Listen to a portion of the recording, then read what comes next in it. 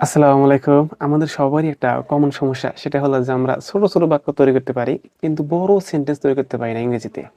So today I'm going to share the tricks how we can make big sentences in English. Okay, come to the point.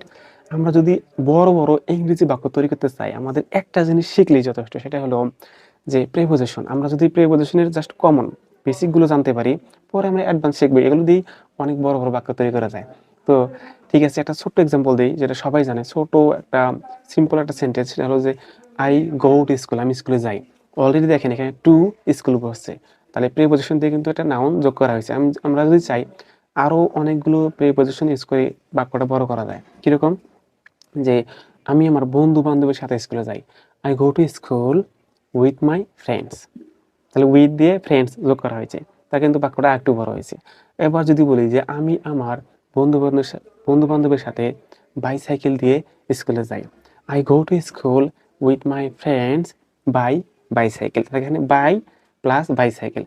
আপনি ভালো করে জানেন যে প্রিপোজিশনের পরে noun বসে। তাহলে বাই বাইসাইকেল। তারপরে যদি আরেকটু বড় করি যে আমি আমার বন্ধু-বান্ধবের সাথে হাইওয়ে দিয়ে সাইকেল চালিয়ে স্কুলে যাই। তাহলে কি হবে? যে I go to school with my friends by bicycle along the highway. আমি আমার বন্ধু-বান্ধবের সাথে হাইওয়ে দিয়ে সাইকেল চালিয়ে স্কুলে যাই। তাহলে তো বুঝতে পারতেছেন এরকম প্রিপোজিশন দিয়ে আপনি যদি এই যে আমি যে বড় সেন্টেন্সটা তৈরি করছি এখানে যদি আরো সামঞ্জস্যপূর্ণ প্রিপোজিশন ইউজ করে যদি আরো কিছু লাগানো যায় সেটা কিন্তু দেওয়া যেতে পারে। অবশ্যই আমরা যদি বড় বাক্য তৈরি করতে চাই, প্রথমে আমরা প্রিপোজিশন গুলো জেনে নেব।